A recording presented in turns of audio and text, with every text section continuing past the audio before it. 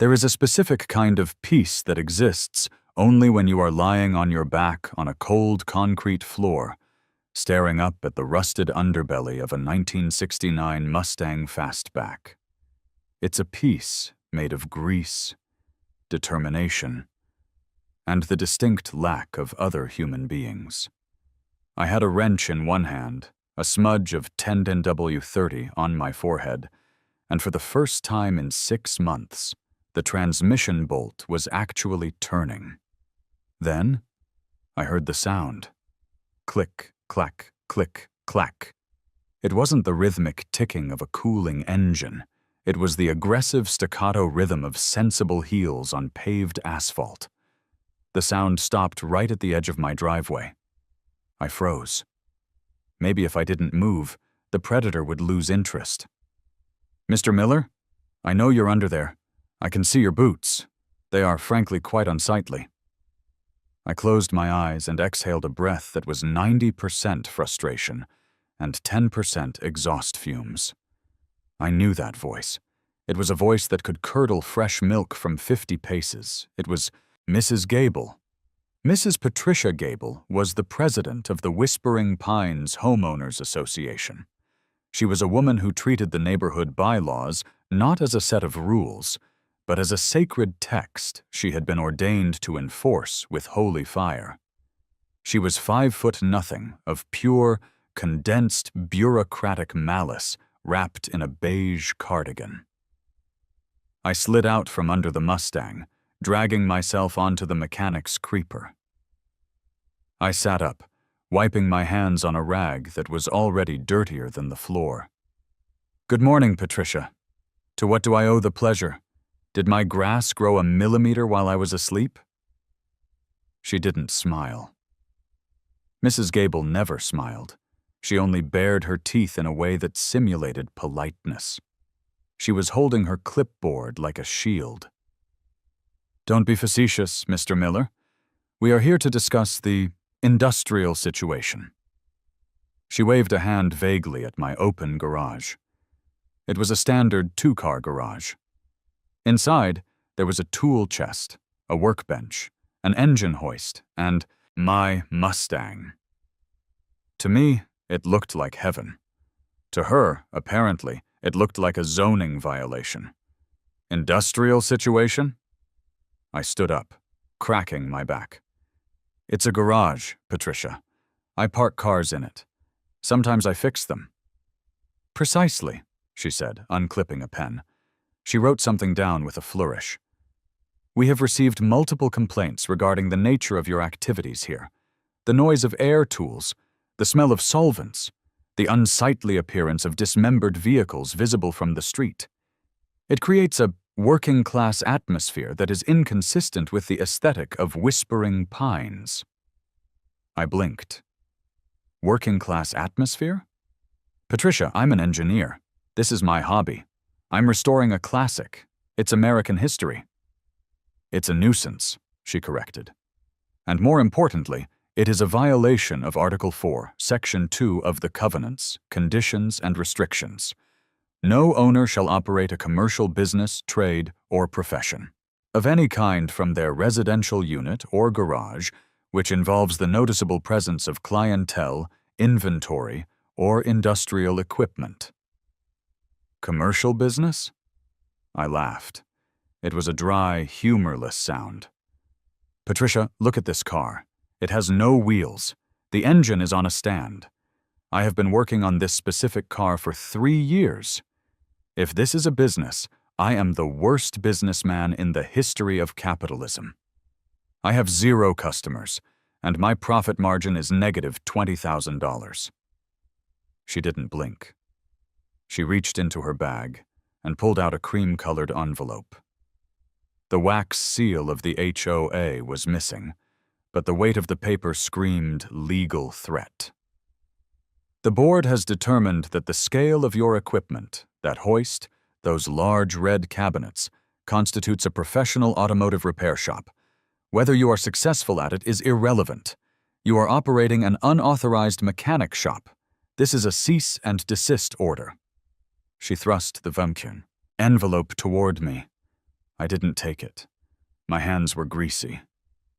She hesitated, looking at the oil on my fingers with genuine horror, then gingerly placed the envelope on the hood of my daily driver. A pristine F-150 that I also wasn't allowed to park on the street overnight. You have 24 hours to remove the industrial equipment and cease all mechanical work, she said, turning on her heel. After that, the fines begin. Have a blessed day, Mr. Miller. She walked away. Click, clack, click, clack. I stood there for a long time, staring at the envelope. The sun was shining, birds were singing, and I had the sudden, overwhelming urge to buy a drum set. I opened the envelope. It was worse than I thought.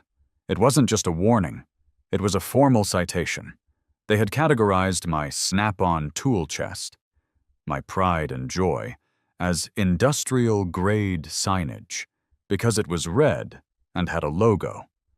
They had categorized the Mustang as scrap inventory. I went inside, washed, my hands with the gritty orange soap that smells like pumice and regret, and called the number at the bottom of the letter. It went to voicemail. Of course it did. It was Saturday. The rest of the weekend was a wash. I couldn't work on the car because every time I picked up a wrench, I felt like I was committing a felony. Sunday night, I sat at my kitchen table and drafted a reasonable, logical email to the board. I explained that I was not a mechanic. I explained that owning tools does not make one a business, just like owning a knife doesn't make one a chef. I attached photos of the car. I even offered to keep the garage door closed, even though it was July and 90 degrees inside. Monday came. No reply. Tuesday. No reply. Wednesday, I came home from my actual job, sitting in a cubicle designing HVAC systems, to find a certified letter taped to my front door. Notice of violation. Date: July 14th, 2026. Offense: continued operation of unauthorized commercial automotive. Repair facility. Fine: $500. Note: fines will accrue daily until the violation is remedied. $500. I stared at the paper. My blood pressure spiked so hard I could hear my heartbeat in my ears. This wasn't a fine, it was a mortgage payment. I marched over to Mrs. Gable's house, 3 doors down. It was a pristine white colonial, with a lawn that looked like it had been manicured with nail scissors. I rang the bell. She opened the door, wearing an apron.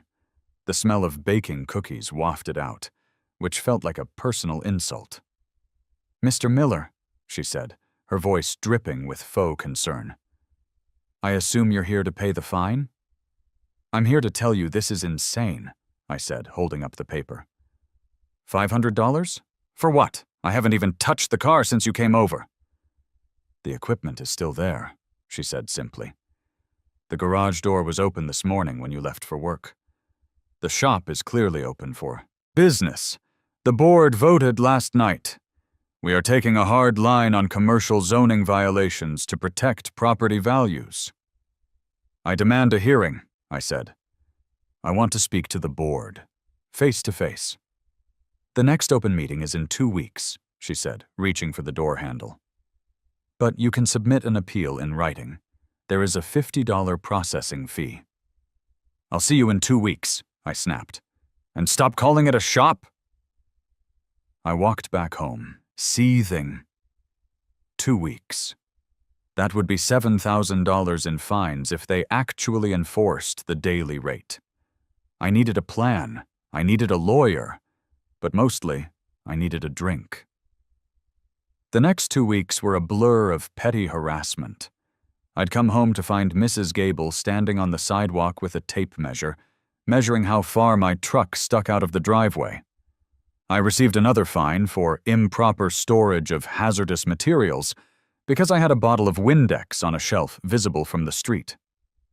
By the time the meeting rolled around, I had $8,500 in fines pending. The meeting was held in the community center basement. It smelled like floor wax and stale coffee. The board sat at a long plastic table. Mrs. Gable in the center, Mr. Henderson, a man who had been asleep since 1998, to her left, and Janice, a woman who communicated exclusively through sighs, to her right. I stood at the podium. I had prepared a PowerPoint. I had receipts. I had character references stating I was just a nerd who liked cars. "State your case," Gable said, not looking up from her notes. "This is absurd," I started, trying to keep my voice level. "I am not running a business. I have no customers. I have no revenue. The bylaws state that a commercial enterprise requires commerce. I am losing money. Therefore, I am exempt." Mr. Henderson woke up. "But you have the big red box, like at the Jiffy Lube." "That is a tool chest, Mr. Henderson. It holds tools." "It looks commercial," Janice sighed. "It's very red. The color of my storage is not a zoning violation." I slammed my hand on the podium. "You are fining me $500 a day because you don't like my hobby. This is harassment." Mrs. Gable finally looked up. Her eyes were cold, hard flints. "Mr. Miller, we have a standard to maintain. When people drive through Whispering Pines, they expect elegance. They do not expect to see a grown man covered in grease, wrestling with scrap metal. It lowers the tone. The fines stand. If you do not pay within 30 days, we will place a lien on your property. Next item." "You can't be serious," I stammered. "Next item," she barked, slamming a gavel she had absolutely no legal right to use. I walked out of that basement shaking. I wasn't just angry anymore. Anger is hot. It burns out. This was something colder. This was hatred. They wanted to take my house. They wanted to take my hobby. They wanted to bankrupt me because my tools chest was red. I got into my truck and sat in the dark parking lot. I needed to destroy them. But I couldn't do it with violence, and I couldn't do it with logic. I had to do it with their own weapon. I needed the book. I spent the next 48 hours doing two things: drinking cheap domestic beer and reading the covenants, conditions, and restrictions of Whispering Pines Phase 2. It was a document written by the devil and edited by a bored paralegal. It was 300 pages of font size 8 misery. I read about fence heights. I read about acceptable shades of beige. There were 14. I read about the prohibition of cloven-hoofed animals. Goodbye, dream of a pet goat. And then, at 3:00 a.m. on a Tuesday, my eyes bleary and my soul weary, I found it. Article 12, Section C, Paragraph 4. Commercial restrictions set forth in Article 4 shall not apply to registered educational activities, religious gatherings, or community outreach programs designated as non-profit, provided said activities serve to enrich the cultural or vocational standing of the community. I read it again. Then a third time. Vocational standing. Educational activities. They had put this in, presumably, so Mrs. Gable could host her Bible study and Tupperware nights without getting zoning violations, or so the vice president could run his piano tutoring hustle. It was a carve-out for the in-crowd. A slow, wicked smile spread across my face. I didn't have a mechanic's shop. Oh no, that would be illegal. I picked up my phone and texted Mike. "You awake? I need you to file some paperwork. It's an emergency. It involves tax law and spite." Mike replied instantly. "I'm up. Is there money or beer involved?" "Both." Mike wasn't technically a lawyer anymore. He had been disbarred for an incident involving a jet ski and a misunderstanding of maritime law, but he was currently a high-powered paralegal who knew more about filing loopholes than anyone I knew. We met the next morning at a diner that served eggs specifically designed to cure hangovers. "So," Mike said, dousing his hash browns in hot sauce. "Let me get this straight. You want to register your garage as a school?" "Not just a school," I said, sliding the highlighted bylaws across the sticky table. "A non-profit vocational training center. A 501c3 charity dedicated to teaching at-risk youth the valuable trade of automotive repair." Mike chewed slowly, reading the text. He whistled. "That is incredibly stupid. I love it. But Jack, you can't just say it's a school. You have to actually be a school. You need a curriculum. You need safety protocols. You need students." "I'll get students," I said, waving a hand. "There's a community center downtown. Plenty of kids need something to do. But first, I need the structure. I need to make it untouchable." "Okay." Mike pulled out a napkin and a pen. "Register the entity. The Jack Miller School for Wayward Boys?" "No," I said. "It needs to sound official. Noble. How about the Lugnut Learning Center for At-Risk Youth?" Mike groaned. "That's terrible. Let's go with the Miller Vocational Outreach Program. We file for nonprofit status immediately. It takes time to get fully approved by the IRS, but once the application is in, you're in a pending status that gives you legal cover. But Jack, here's the kicker. If it's a school, you need to be up to code. Not residential code. Educational code." "What does that mean?" "It means," Mike grinned, showing a piece of bacon stuck in his teeth, "you need handicap accessibility. You need fire exits. You need clearly marked danger zones. You need to make your garage look like a high school shop class exploded inside it." "Perfect," I said. "I know a guy." Enter Big Tony. Big Tony was a general contractor who I had hired once to fix a leak in my roof. He was 6'4", shaped like a vending machine, and hated HOAs almost as much as I did. I called him that afternoon. "Tony, I need you to come over. I have a job. It's unconventional." Tony arrived in a van that sounded like it was dying of emphysema. He walked into my garage, looked at the Mustang, looked at me, and crossed his arms. "You want me to do what?" "I want you to turn this garage into a compliant vocational classroom," I said. "I want safety stripes painted on the floor in bright yellow. I want a massive commercial fire extinguisher mounted right there, visible from the street. I want an eye wash station. And I want a sign, a big sign." Tony scratched his chin. "Jack, the HOA is going to nuke you from orbit. You can't put commercial signage up." "It's not commercial, Tony.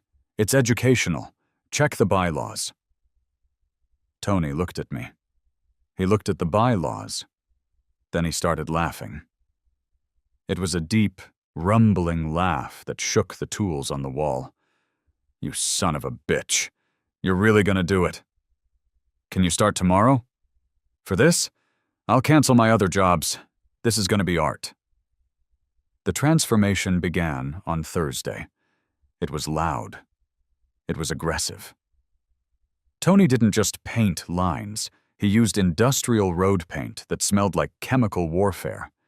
He installed a safety railing around the workbench that served no purpose other than to look official. He mounted a dry erase board that covered half the wall. But the pièce de résistance was the sign. I had ordered it from a rush print shop. It was 4 feet long, aluminum, and reflected the sun with blinding intensity. It read, "The Miller Vocational Outreach Program. Building Futures. one wrench at a time. Authorized personnel only. Safety goggles required.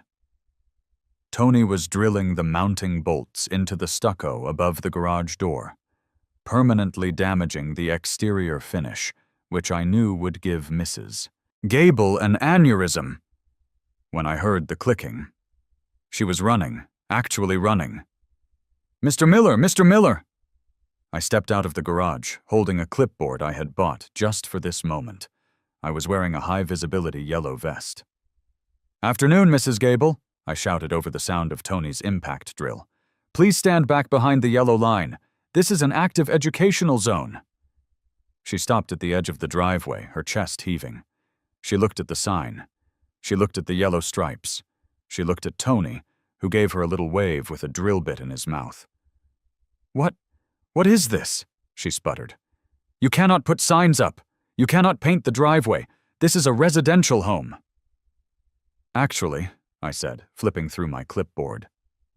"According to Article 12, Section C, Paragraph 4, community outreach programs are exempt from signage restrictions provided the signage pertains to safety and identification of the facility. We are currently preparing for our first semester." "Semester?" Her voice went up an octave. "What semester?" "The fall semester," I said calmly. "I'm opening a mechanics school for underprivileged youth. We're going to be teaching them how to rebuild engines, grind valves, and use air hammers. It's going to be very enriching." Her face went a color I had never seen on a human being. It was a mix of purple and gray. "You can't. This is a business." "Nonprofit," I corrected. 501c3, pending. No commerce involved. Just education. We're doing it for the kids, Patricia. Don't you care about the kids?" "I will call the police," she hissed. "I will call the city. I will have you arrested." "You do that," I smiled. "But make sure you tell them to bring safety glasses if they want to enter the perimeter. OSHA regulations are very strict." She turned and marched away, pulling her phone out before she even reached the sidewalk. "She's gonna kill you," Tony said, climbing down the ladder. "Let her try," I said, looking at the glorious, ugly, bright yellow sign. "I haven't even brought in the students yet." The next step was the hardest. I actually had to find the students. I drove down to the East Side Community Center, a brick building about 20 minutes away from the suburbs of Whispering Pines. I spoke to the director, a tired woman named Sarah, who looked like she hadn't slept in a decade. "Let me get this straight," Sarah said, looking at my flyer. "You have a garage, you have tools, and you want to take 3 or 4 of my toughest teenagers and teach them mechanics? For free?" "Yes," I said. "Why?" she asked, suspicious. "Are you a weirdo?" "No," I said honestly. "I'm a guy who is incredibly spiteful toward his homeowners association, and I need a legal shield. But also, I really know cars, and I think it would be cool." Sarah stared at me for a long moment. Then she cracked a smile. "Spite? I can work with spite. Spite gets things done. I have 3 boys who are 1 step away from juvie. They're good kids, but they're angry, and they like breaking things. If you can teach them how to fix things instead, you can have them." "Deal," I said. "They start Saturday," she said. "Good luck. You're gonna need it." I walked back to my truck, feeling a sudden pang of anxiety. I had built the stage. I had written the script.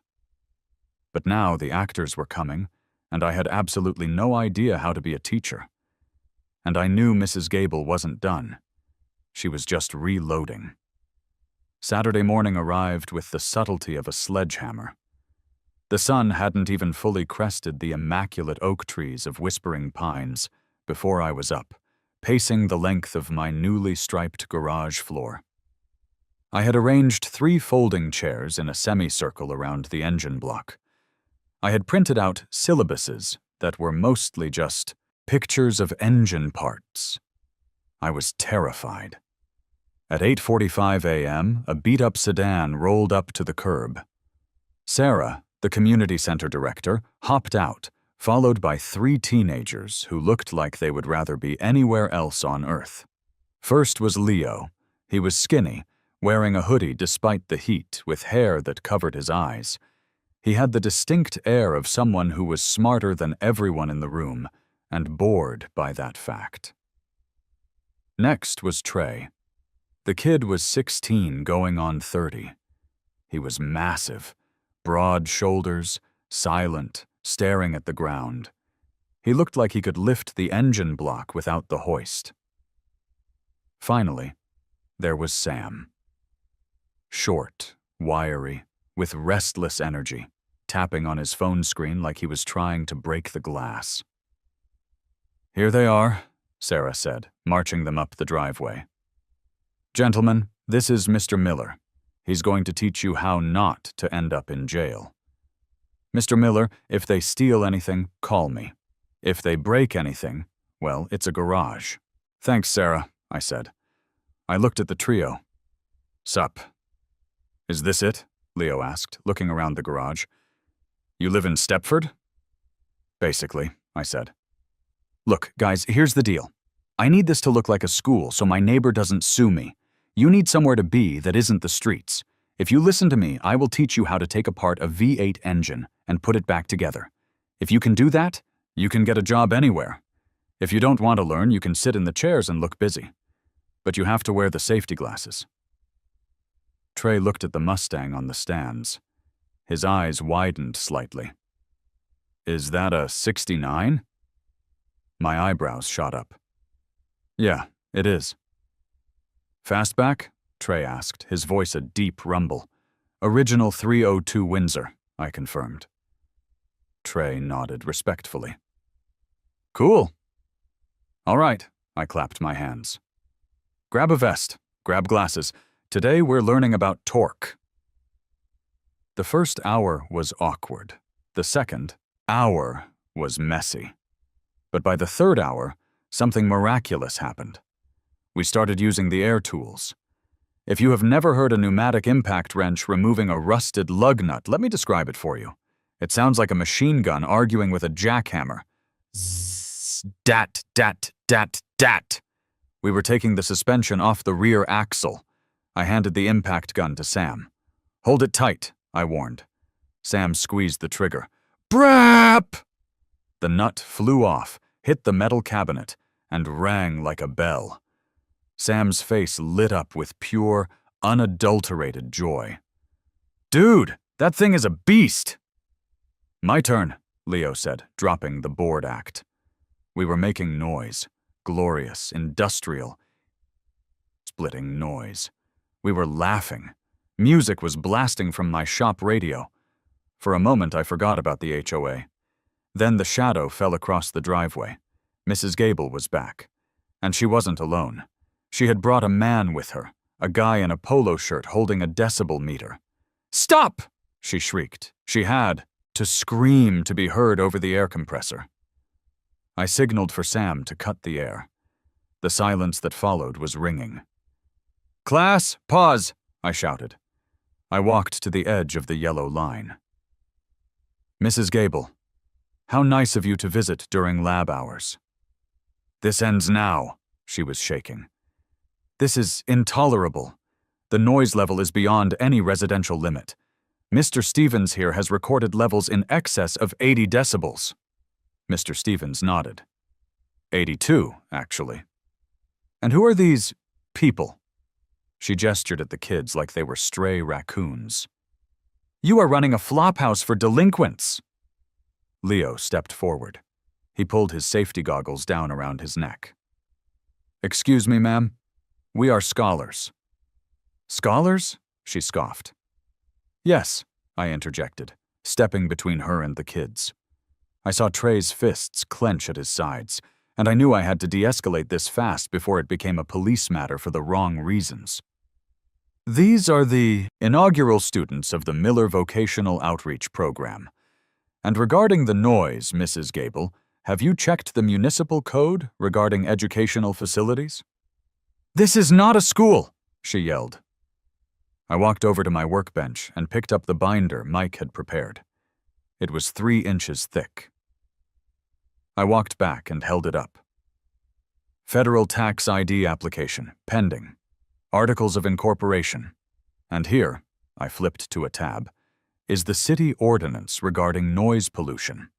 Exemptions apply to construction, emergency services, and licensed vocational training activities during the hours of 9 o'clock a.m. and 5 o'clock p.m. I tapped my watch. It is 11:30 a.m. We are vocational training. We are training the future workforce of America. Are you trying to impede the education of underprivileged youth based on your bias against blue-collar labor? I said it loud. I said it so the neighbor across the street, who was washing his car, could hear. Mrs. Gable's mouth opened and closed like a fish. She looked at the kids. The kids, bless them, formed a phalanx behind me. Trey crossed his massive arms. Sam spun the impact wrench on his finger, extremely unsafe, but looked cool. Leo just smirked. "You are twisting the law," she whispered. "I am following the law, Patricia. To the letter. Now, if you'll excuse us, we are in the middle of a lesson on suspension geometry. It's very complex. You wouldn't understand." I turned my back on her. "All right, class, let's get that sway bar off. Trey, you're up." Behind me, I heard the click-clack of retreat, but it was slower this time. Defeated? No. She was regrouping. But for today, we had won. "Who was that witch?" Sam asked, firing up the compressor. "That," I said, grinning, "is the reason you guys get free Gatorade. Now focus." By the end of the day, the kids were covered in grease. They looked tired, but they looked happy. "Hey, Mr. Miller," Leo said as they packed up. "This was not terrible." "Yeah," Trey said. "The Mustang is going to be sick." "Same time next week?" I asked. "Yeah," they said in unison. I watched them walk down the street to the bus stop. I felt a strange warmth in my chest. I had started this to annoy a woman in a cardigan. But looking at the disassembled rear end of my car, and the fact that Trey had organized my wrench drawer by size without being asked, I realized I was in deep. I went inside to grab a beer. My phone rang. It was Mike. "Hey, how'd the first day of school go?" "Great," I said. "We learned about suspension, and we repelled the invasion." "Good," Mike said, "because you're going to need that morale. I just checked the HOA's lawyer filings online. They aren't just fining you anymore, Jack." "What are they doing?" "They called the city zoning board, the fire marshal, and the police. They're claiming you're running an illegal shop, and harboring fugitives. Monday is going to be a bloodbath." I took a long sip of beer. "Let them come, Mike. I've got a lesson plan." Monday morning arrived with the subtle grace of a kidney stone. I had called out of work, using a family emergency excuse that wasn't technically a lie, considering my family was currently a 1969 Mustang and 3 teenagers with attitude problems. Mike was right. Mrs. Gable hadn't been sleeping. She had been dialing. At 9:15 a.m., the first cruiser rolled up. It wasn't just a patrol car driving by. It was a black and white SUV that pulled directly into the apron of my driveway, blocking me in. The lights weren't on, but the presence was loud enough. I was in the garage, arranging wrenches by size, part of the curriculum, when I saw Mrs. Gable standing on her lawn, arms crossed, looking like a general surveying a battlefield she had already won. Beside her was a woman I didn't recognize. Probably another board member, clutching a string of pearls like they were rosary beads. I walked out to meet the officer. I made sure to put on my safety glasses first. The cop who stepped out was big. He looked like he ate other, smaller cops for breakfast. His name tag read Miller. No relation, thankfully. He hitched up his belt and adjusted his sunglasses, staring at my garage, then at me, then at the bright yellow school zone lines Tony had painted on the asphalt. "Sir," Officer Miller said. His voice was gravel. "Officer," I nodded. "Can I help you?" "We received a complaint," he said, pulling out a notepad. "Several, actually. Reports of an illegal chop shop operation, noise disturbances, and unlicensed commercial manufacturing involving minors." He looked up. "You want to tell me what's going on here?" "Absolutely," I said, projecting my voice so Gable could hear. "I am the director of the Miller Vocational Outreach Program. We are a non-profit educational initiative for at-risk youth." Officer Miller lowered his sunglasses. He looked at the garage. He looked at the Mustang on jack stands. He looked back at me. "A school?" "Yes, sir. We focus on automotive theory and practical application." "Uh-huh." He walked past me, heading straight for the garage. My heart hammered against my ribs. This was it. If he decided this was a business or a hazard or just stupid, he could shut me down. He walked into the garage and stood in the center of the bay. Just then, the side door opened. I hadn't expected the kids until 10 o'clock, but Sarah must have dropped them off early. Leo, Trey, and Sam walked in. And God bless them, they were already in character. Leo was wearing his safety vest zipped all the way up. Trey was holding a clipboard. Sam was carrying a box of donuts. "Good morning, Director Miller," Leo said, his voice deadpan. "We are ready for the safety briefing." Officer Miller turned to look at the three teenagers. He looked at Trey, who was 6'2", and looked like he could bench press the patrol car. "These are the students?" Miller asked. "Yes, sir," I said. "Leo, Trey, Sam. This is Officer Miller. He's here to inspect our safety protocols." Officer Miller walked over to the Mustang. He ran a hand along the quarter panel. He peered into the engine bay where the 302 Windsor sat, half assembled. The silence stretched for 10 agonizing seconds. Mrs. Gable had crept closer to the edge of the property line, craning her neck to see the arrest. "Original block?" Miller asked quietly. I blinked. Yes. Numbers matching. We're doing a full rebuild, replacing the piston rings and main bearings." Miller nodded slowly. He leaned in closer. "You go with the flat tappet cam, or did you upgrade to a roller?" "Roller," I said, feeling the tension drain out of my shoulders like old oil.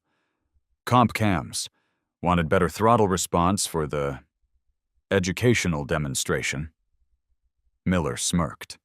A genuine human smirk. "Nice.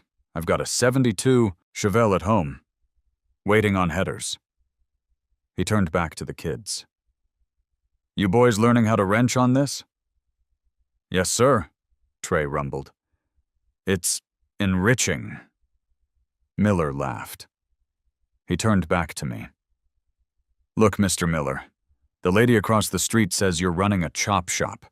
I see a restoration project and some kids staying out of trouble. Do you have a business license?" "I have a 501c3 application pending," I said, handing him the binder. "We are strictly nonprofit. No money changes hands, just knowledge." Miller flipped through the binder. He saw the terrifying amount of legal jargon Mike had stuffed in there. He closed it. "Technically," Miller said, scratching his chin, "you're clear on the criminal side.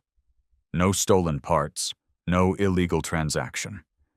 As for the zoning," he glanced at Mrs. Gable, who was practically vibrating with anticipation.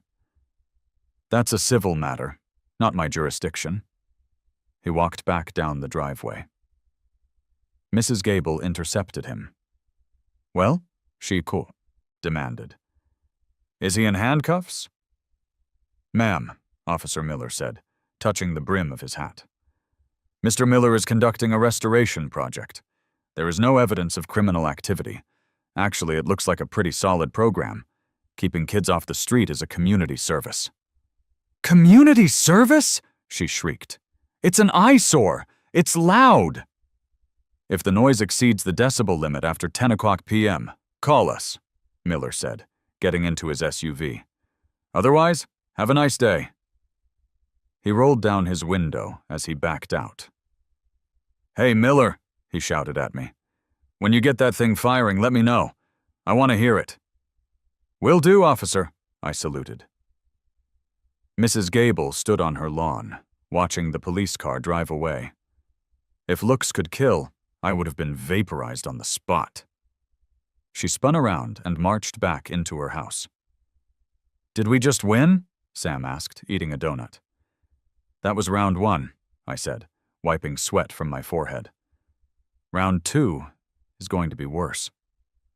Round 2 arrived 3 hours later in the form of a city code enforcement inspector. This guy wasn't cool. His name was Kevin, and he looked like he was born wearing a short-sleeved dress shirt and a clip-on tie. He didn't care about cars. He cared about codes.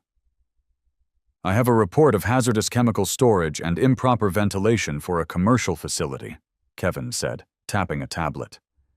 "Educational facility," I corrected. "And come right this way." I led him to the chemical safety station I had set up the night before. It was a metal shelf containing 1 bottle of Simple Green, 1 bottle of Dawn dish soap, 1 can of WD-40, a bucket of sand labeled Spill Containment. Kevin stared at it. "This is it?" "We run a green shop," I said solemnly. "Biodegradable solvents only." "What about ventilation?" he asked, looking at the ceiling. "If you're welding, you need extraction." "We don't weld," I lied. "We absolutely planned to weld, but not today. We focus on mechanical, assembly, bolt-on applications, physics." I pointed to the whiteboard where Leo had drawn a complex diagram.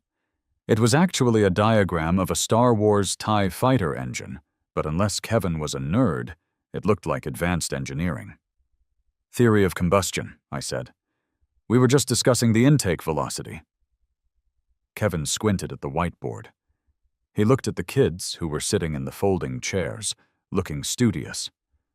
Trey was holding a torque wrench like a scepter. "I need to measure the square footage," Kevin said, "to ensure you aren't exceeding the occupancy load." "Go ahead," I said. He measured. He typed into his tablet. He frowned. "You're technically under the limit for a detached accessory structure used for assembly." "Educational assembly," I added. Kevin sighed. He looked like a man who wanted to find a violation but was thwarted by the sheer absurdity of the situation. "Look, Mr. Miller, the HOA is calling my supervisor every hour. They say you have industrial machinery." "I have an air compressor," I said. "You can buy it at Home Depot." "Okay," Kevin said. "I'm closing the ticket. No code violations observed.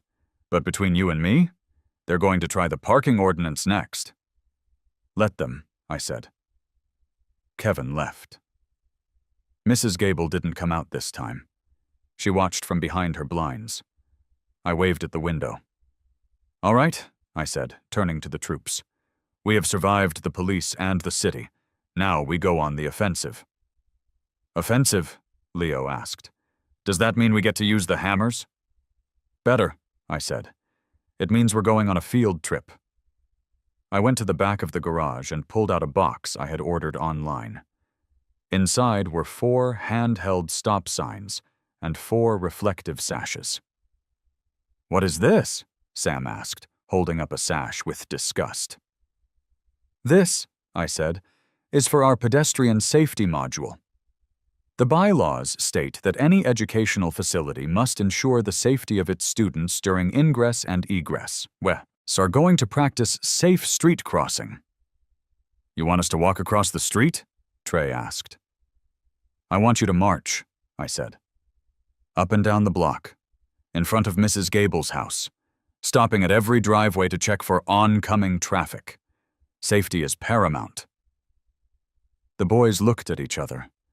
Then, slowly, wicked grins spread across their faces. They were teenagers. They understood the assignment.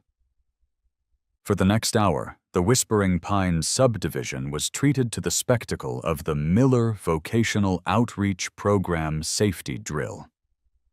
Leo, Trey, and Sam marched in single file down the sidewalk. Every 10 feet, Leo would blow a whistle. I gave him the whistle. Big mistake or best mistake? Tweet! Stop!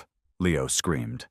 The three of them would hold up their stop signs, look left, look right, look left again, and then march another 10 feet. Tweet! Check your blind spots, Sam yelled. They did this directly in front of Mrs. Gable's house for 20 minutes. I stood in my driveway with a clipboard shouting encouragement. Excellent form, gentlemen. Safety first. Watch out for the mailman. Mrs. Gable came out onto her porch. Stop that racket! Safety drill, ma'am, I shouted back. Federal regulations. I will sue you, she screamed. We're just walking, Leo yelled back, holding up his stop sign. Don't hit us. She went back inside and slammed the door so hard the wreath fell off. We marched back to the garage, victorious. The boys were laughing so hard Sam was wheezing. That, Trey said, wiping a tear from his eye, was the stupidest thing I have ever done. I loved it. You guys earned your keep today, I said. Pizza is on me. We sat on the garage floor, eating pepperoni pizza off the top of a toolbox. The adrenaline was fading, replaced by a comfortable fatigue. Hey, Mr. Miller, Leo said, chewing a crust. For real, though, are we actually going to fix the car? Or is this just to mess with the old lady? I looked at the Mustang. I looked at the three of them. They had defended me against the cops. They had marched in safety sashes. We're going to fix it, I said. Next week we put the pistons in. By the end of the month, I want to hear this thing run. Bet, Leo said. I didn't know it then, but by the end of the month was optimistic, because Mrs. Gable was about to change tactics. She was done with the city. She was going for the wallet. The letter came on a Wednesday. No wax seal this time. Just a standard legal envelope from the HOA's management company. Violation notice. Offense: excessive vehicles, unauthorized parking, traffic congestion. Description: regular drop-off and pickup of non-residents creates traffic flow issues. Presence of multiple vehicles in driveway exceeds the single-family aesthetic. Fine. $250 per occurrence. She was fining me for the parents dropping the kids off. I stared at the letter. Sarah drove a beat-up Honda Odyssey. She dropped them off at 9:00 a.m. and picked them up at 3:00 p.m. That was it. 2 minutes of traffic twice a week. But the bylaws were vague enough. Excessive comings and goings inconsistent with residential use. I called Mike. Can they do this? I asked, pacing my kitchen. It's a stretch, Mike said, sounding tired. But they can argue that a school, even a home school, creates traffic liabilities. Jack, they're trying to bleed you. If you don't pay these fines, they can put a lien on the house. Eventually, they can foreclose. Foreclose? I stopped pacing. Over parking? HOAs have done it for less, Mike warned. You need to solve the traffic issue, or you need to make them regret bringing it up. I think you know which one I'm going to choose, I said. Jack, don't do anything illegal. I won't. I'm just going to expand the fleet. If the problem was parents dropping kids off, the solution was obvious. The school needed a bus, or more accurately, a dedicated training vehicle. I spent Thursday night on Craigslist. I wasn't looking for a good car. I was looking for a statement. I found it in a salvage yard 2 towns over. It was a 1998 Ford E350 box truck. It had been used by a plumbing company, then a band, and finally, apparently, by a colony of raccoons. It was white, with patches of gray primer and rust. It ran, but only if you asked it nicely. The price, $1,500. I bought it on Friday. I drove it home. It handled like a boat anchor and smelled like wet dog. But before I parked it in the driveway, I made a stop at the hardware store. I bought 5 gallons of safety orange exterior house paint and 3 paint rollers. Saturday morning, the kids arrived, dropped off down the street to avoid the fine. "What?" Leo asked, staring at the monstrosity parked in front of the garage. "Is that?" "Gentlemen," I said, "the HOA says your parents' cars are causing traffic. So I bought us a company car. But it doesn't look official enough. Grab an roller." "We're painting it?" Sam asked. "We are customizing it," I corrected. We spent the morning rolling bright traffic cone orange paint onto the sides of the truck. It was sloppy. It was textured. It was hideous. It was visible from space. When the orange was dry, I used black spray paint to stencil the text on the side. I wanted it bigged in. Drivers, ed, and mechanics. Training student driver. Stay back 500 feet. And just for good measure, on the roll-up back door, honk if you love education. "It's beautiful," Trey said, stepping back. He had orange paint in his hair. "It's a war crime," Leo said. "I love it." We parked it in the driveway. It took up the entire space. It blocked the view of my house. It blocked the view of the garage. It was a giant orange middle finger to the concept of curb appeal. I waited. It took 20 minutes. Mrs. Gable didn't walk over this time. She drove. She pulled her Lexus up to the curb, rolled down the window, and stared. I was leaning against the grill of the truck, drinking a Gatorade.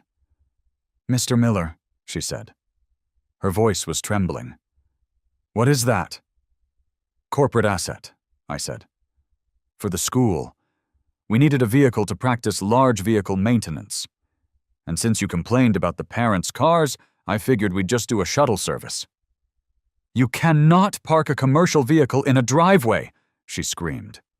"Article 6. I wagged a finger. "Article 6 bans commercial vehicles.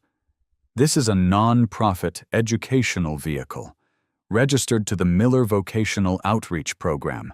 It's no different than a church van." "It's orange," she shrieked. It's fluorescent." "Safety first, Patricia," I said. "We want to make sure the children are seen." She gripped the steering wheel so hard I thought the leather would crack. "This isn't over. You think you're funny? You think this is a game? We are holding an emergency board meeting. We are going to foreclose on you, Mr. Miller.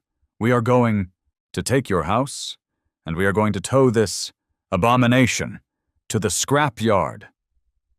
She peeled out. The boys were standing behind the truck. The laughter was gone. "Can she do that?" Leo asked quietly. "Take your house?"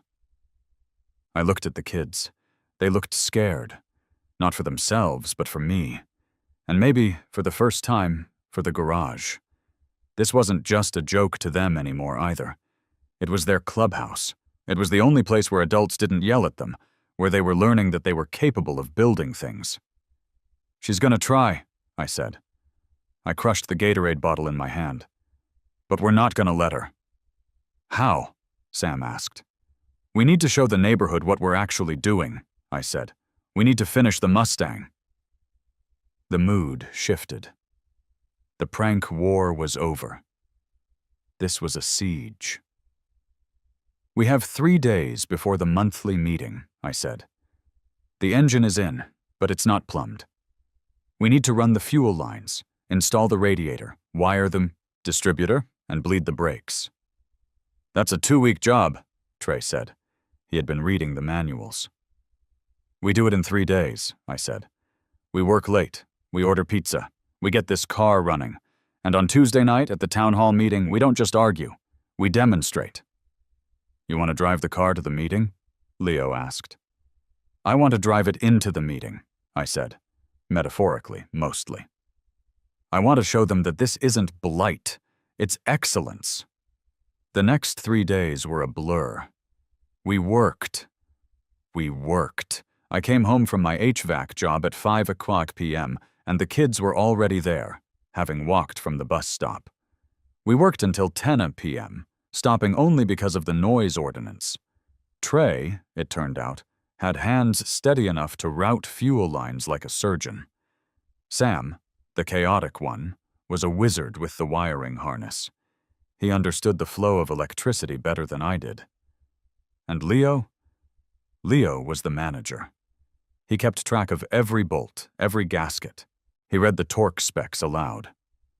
"Torque to 65 foot-pounds," Leo would say, reading the manual. Click. 65, Trey would confirm. It was professional. On Monday night, the night before the meeting, we were close. The car was fully assembled. The fluids were in. "Moment of truth?" I asked. I sat in the driver's seat. The interior still smelled like old vinyl and new hope.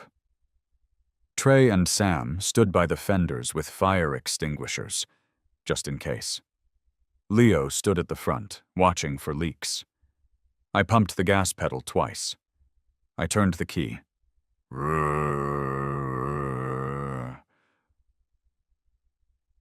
Nothing. "Come on," I whispered. "Don't do this to me." Pow. A backfire that sounded like a gunshot rang out. Mrs. Gable probably called the SWAT team. "Timing is off," Sam yelled. "Distributor is 180 degrees out." We spent the next 2 hours sweating, swearing, and re-stabbing the distributor. It was 9:55 p.m. We had 5 minutes before the noise curfew. "One more try," I said. My hands were shaking. I turned the key. Vroom.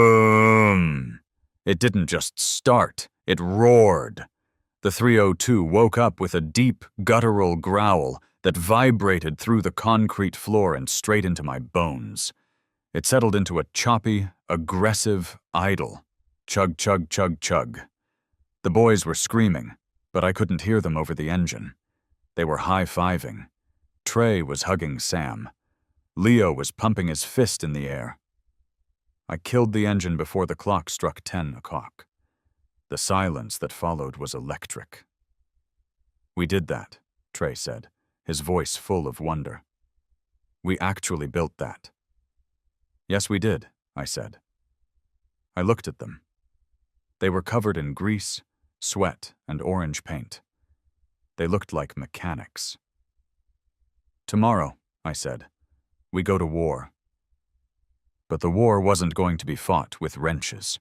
It was going to be fought in the community center, and Mrs. Gable had one final weapon she hadn't revealed yet.